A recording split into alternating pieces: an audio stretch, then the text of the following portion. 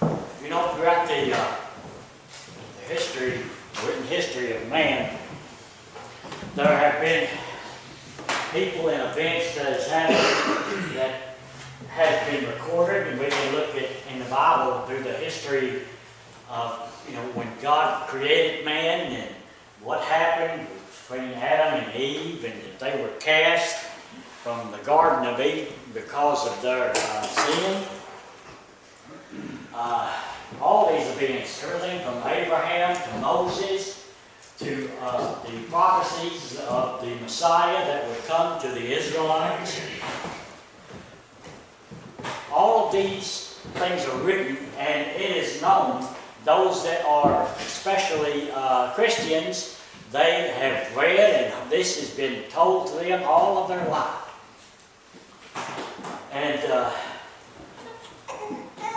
And each generation that passed, whoever it was, parents, grandparents, or whatever, would tell stories and either read from the Jewish aspect of the Torah, of the prophecy of the Messiah, Abraham, of Moses. All of these left their mark throughout history. Now, I suppose to title this, you could call this to leave your mark. To leave our mark, and when we're gone, not only we would be remembered, but the things that we did in this life.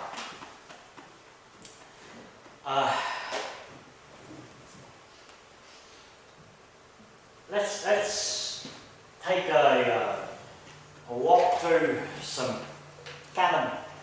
some things that may not mean much to us, but it goes along with what I'm trying to say. Look at land deals. Several years ago, I was looking, you might be in a doctor's office or somewhere waiting to see someone and pick up a magazine. I picked up one of these property catalogs that had land for sale. And I was going through that thing, and I seen some land over in far west Texas, over towards El Paso and down to around San Angelo, that type of thing. Land, $25 an acre. This hadn't been that many years ago. Now, it might have gone up $10 or $20, but the fact of it is, that's cheap compared to what you would pay for a lot or even an acre around here or anywhere else. How come? There's nothing there. Because there is no utilities, no water, or there's no one building any homes or anything, so therefore it's useless. No one has done anything to improve that land. Now, you get some developers in there, and they figure out a way to get water and utilities out there, the price is going to start to skyrocket, because they seen a value to it, possibly, so they were going to improve on that and build on top of that. And as time went on, as it started to go, they would leave their mark on society. Hopefully. Now, I want us to turn over to read Proverbs. I want us to look at the 4th chapter of Proverbs.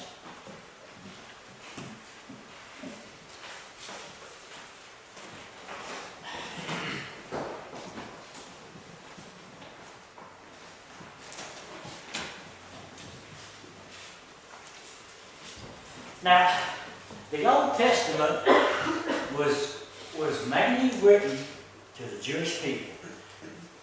like I said from the beginning, it told the creation all the way up to the prophecy of the Messiah that would come. And King Solomon was, after his father, King David, passed, he was made king. And when God approached Solomon, God asked Solomon, "Okay, Solomon, what do you want?" Now, if it had been you or I would probably say, "Oh, I want great riches. I want this and that. I want a golden throne, whatever." Because if you would continue to read in Proverbs and even Ecclesiastes, you would see that Solomon would have said, "Life is vanity and vexation of spirit."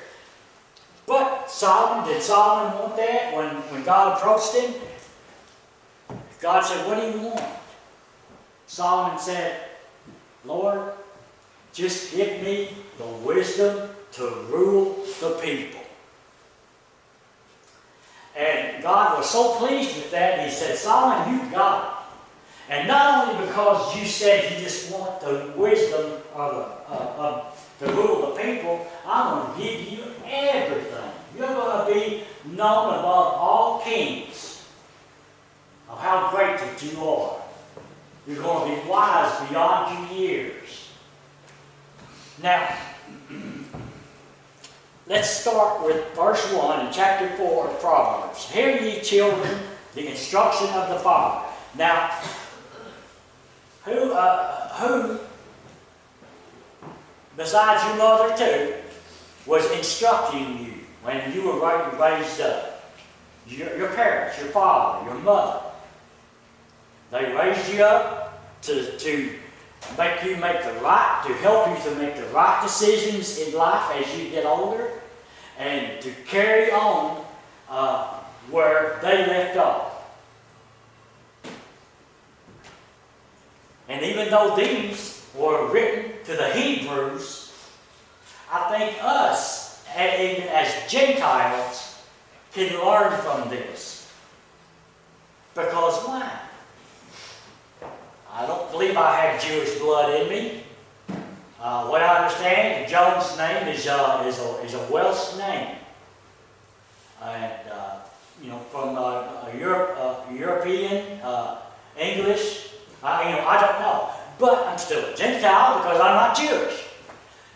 But the fact of the matter is, we can learn from this, even though this was written to the Jews, because these are observations of Solomon as he ruled from day to day, listening to complaints and praises, all of this.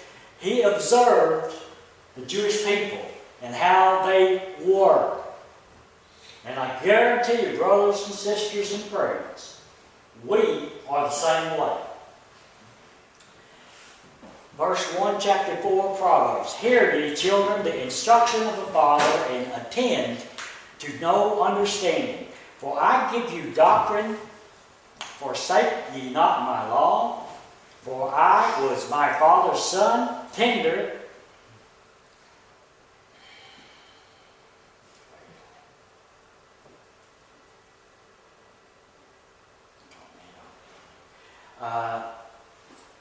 He taught me also, and said unto me, Let thine heart retain my words, keep my commandments, and live.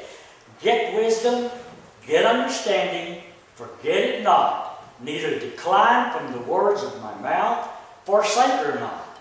And she shall preserve thee, love her, and she shall keep thee. Wisdom is the principal thing, therefore get wisdom, and with all thy getting get understanding. Exalt her, and she shall promote thee, and she shall bring thee to honor when thou dost embrace her. She shall give to thine head an ornament of grace, a crown of glory shall she deliver to thee. Hear, O my son, and receive my sayings, and the years of thy life shall be many. I have taught thee in the way of wisdom. I have led thee in the right paths. When thou goest, thy steps shall not be straitened or hindered. And when thou runnest, thou shalt not stumble. Take fast hold of instruction, let her not go. Keep her, for she is thy life. Enter not into the path of the wicked, and go not in the way of evil men. Avoid it, pass not by it, turn from it, and pass away. For they sleep not, except they that have done mischief, and their sleep is taken away, unless they cause some to fall.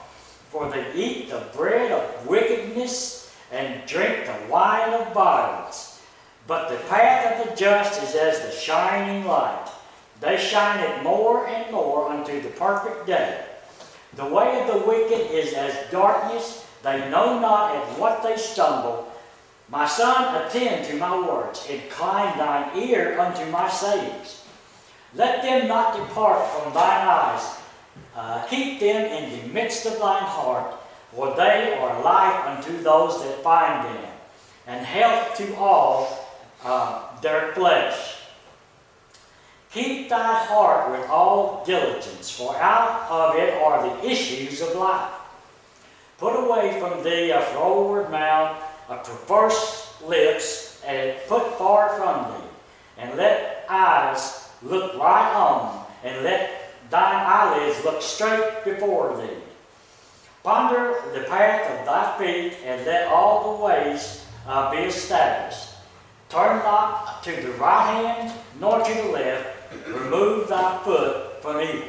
Now, what we have read here, Solomon says, is to listen to wisdom, to get it, because it'll keep you on a path of knowledge, to keep you learning.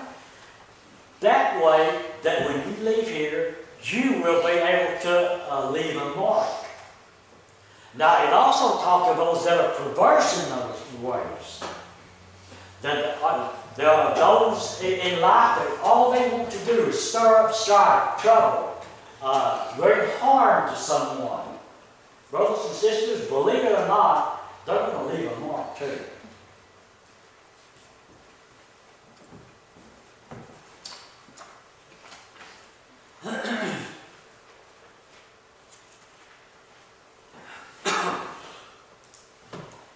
I want us to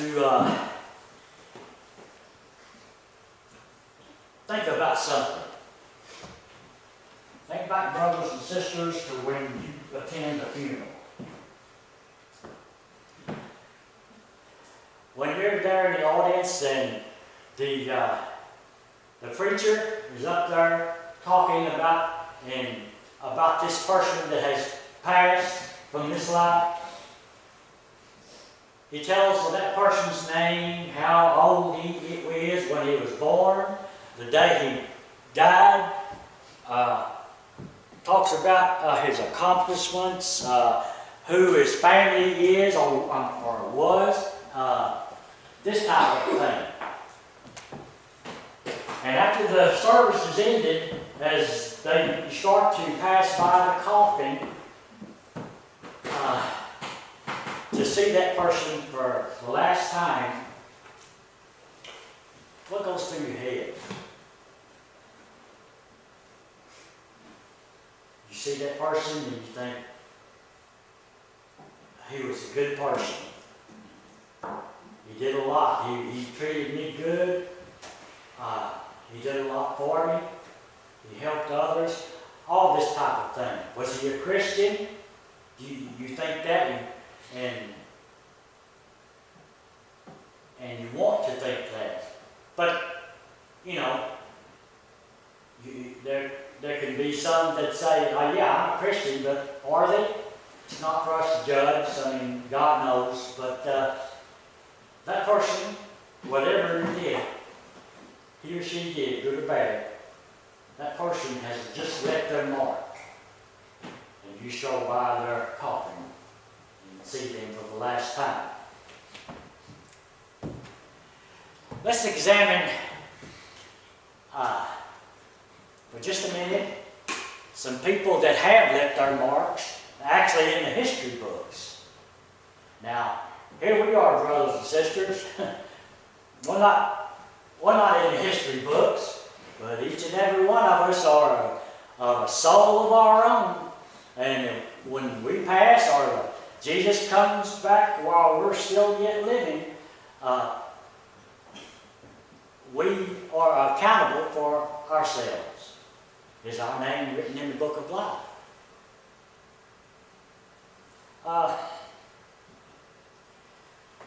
Let's examine for just a second George Washington.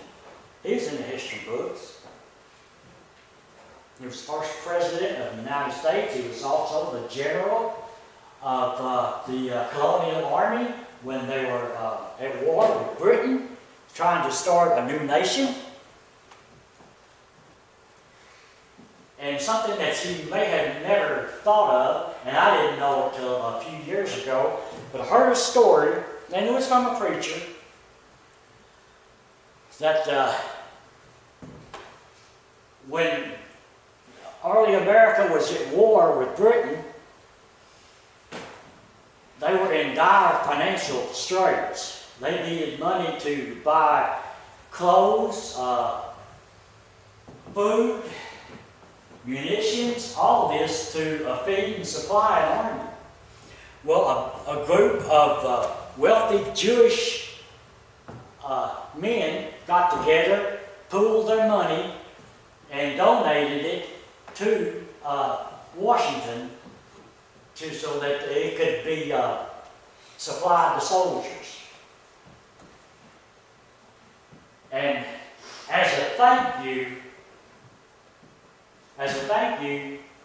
look on your, next time you get a chance, look on the back of your dollar bill.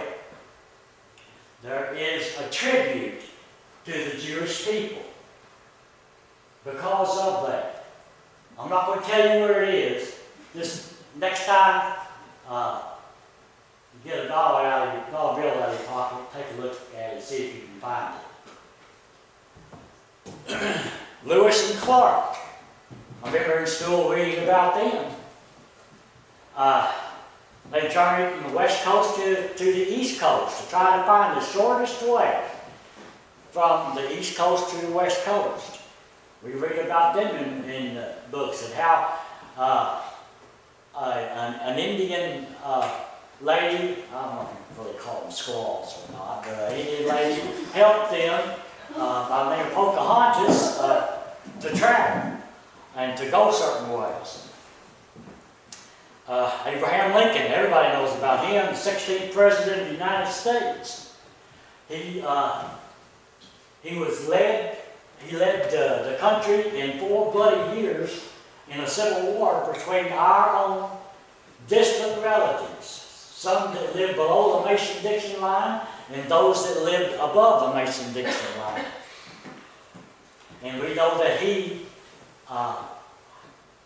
survived the war, but shortly after, someone assassinated him. His name was John Wilkes Booth. He was an actor. He was a Southern sympathizer, and he, on his own, went up and shot President Lincoln in a theater watching a play. And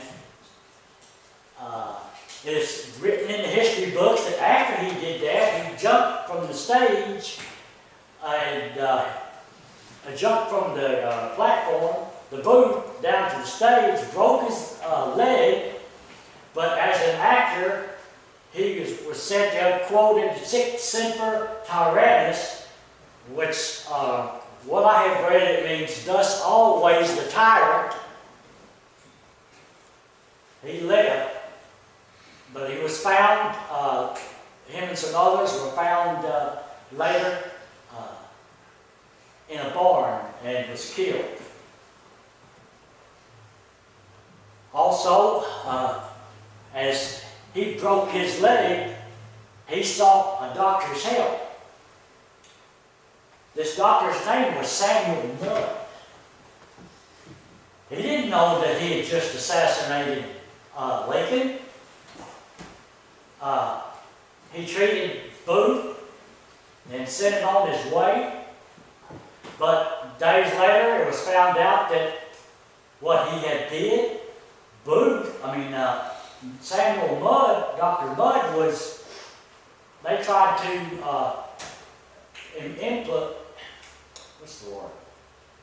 implied that he was part of the assassination group. He was acquitted of that. But still, after that, his name was tarnished because of that.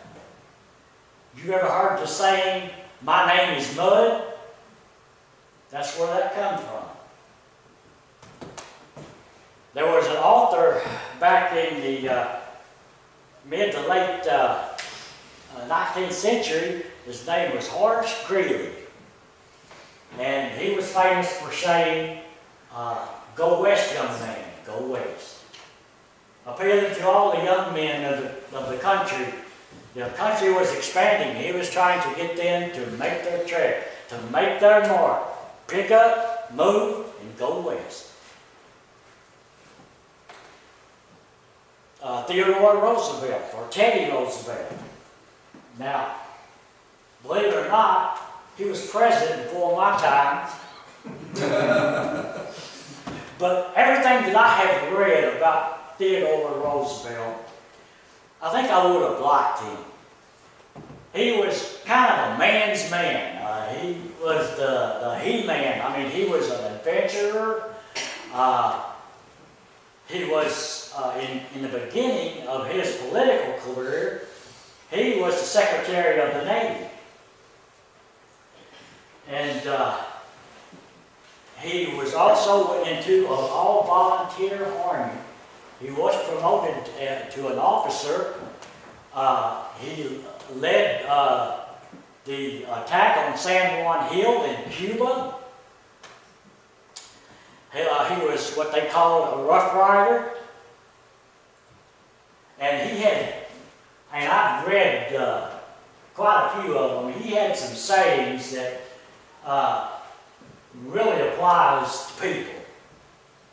But he had one saying that you've probably heard it because a lot of people know it by heart.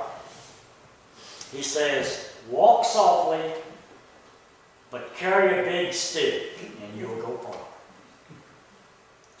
Here's someone we don't even like to talk about. A German by the name of Adolf Hitler.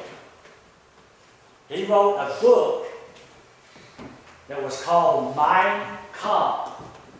And basically the book was telling how the German people should be, how to live their lives, who they should marry, everything. It was like a German book on how to. But as we know, Hitler he wanted to conquest. He started in Poland and started working his way west. He even started going north to Russia, all at the same time. He is responsible for giving the word to what was called the ultimate solution of eliminating the Jewish people.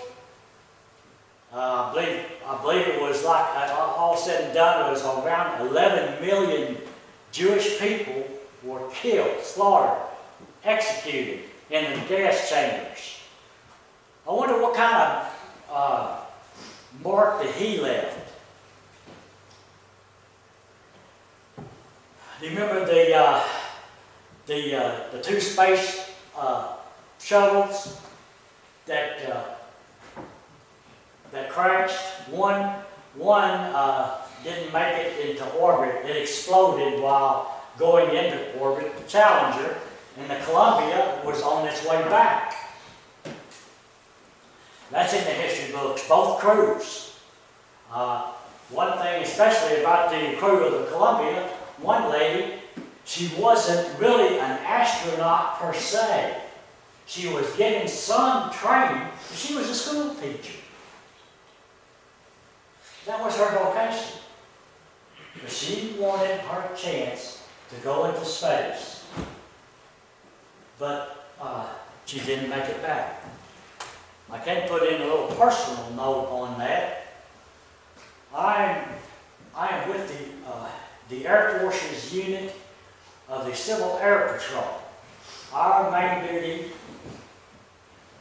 is when aircraft come up missing, we have to go find them. And we were called in on that, and I was gone for 4 days. In a flight crew and on the ground crew. Not to find survivors. We knew that there would not be any survivors, but to find parts of the ship that were missing, because they were scattered all over. In fact, my search area was started around Weatherford and went down to around Gun Barrel City, and just to find parts of the ship. Their name are in the history books. They left their mark. Now, I could go on, but I'm not. Those are the people that we would consider great in our history. People that are notable. But brothers and sisters, each one of us, even though we may not be great, even though we can be categorized as small, we're going to leave a mark. And thanks to God and His Son Jesus, we can do that. And when our time comes, and people, and I'm laying in that open coffin, and people are walking by me for the last time, what are they going to think about me? What kind of mark am I going to leave? So brothers and sisters, I want to close reading a little bit of Revelations, the 20th chapter. And starting in verse 11. Revelations, the 20th chapter, starting in verse 11. It says, "And I saw a great white throne, and Him that sat on it, from whose face the earth and the heavens fled away, and there was found no place for them. And I saw the dead, small and great, stand before God. And the books were opened, and another book was opened, which is the book of life. And the dead were judged out of those things which were written in the books, according to their works. And the sea gave up her dead, which were in it, and death and hell delivered up the dead which were in them. And they were judged, every man according to their works. And death and hell were cast into the lake of fire. This is the second death. And whosoever was not found written in the book of life was cast into the lake of fire." What is this book of life? What does this mean to us, brothers and sisters? It's Jesus Christ. It says that the books were open, and then another book was open. Now, Dom and I have talked about this in different occasions, what it could mean. You know, I believe that it means when we're born, or even when we're conceived, our name is written in a book. That's each and every one of us. Our names are written in a book. It's hard for us to fathom that for every person that has ever been and ever will be is written into a book. It's hard for us to fathom that, but I believe it. I believe in the Scriptures what God says. But then it says, and another book. And if our names were not in that book, we are to be cast aside. But how do we forego that being cast aside? Jesus said Jesus, the Messiah, whom the Jews were looking for, and he came, but they didn't believe it. They had him flogged and executed, but God raised him from the dead on the third day. There evermore, he will live forevermore. But this was to the Jews. What about us? What about us? We're not Jewish, we're Gentiles. Jesus did that for us Gentiles too. You know, everyone knows the story of Saul of Tarsus, who became Paul, the apostle.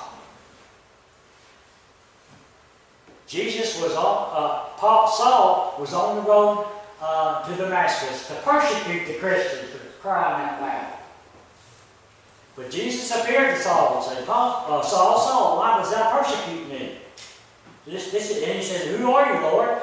I'm Jesus. And he says, you go to Damascus because you are going to be an apostle for the Gentiles.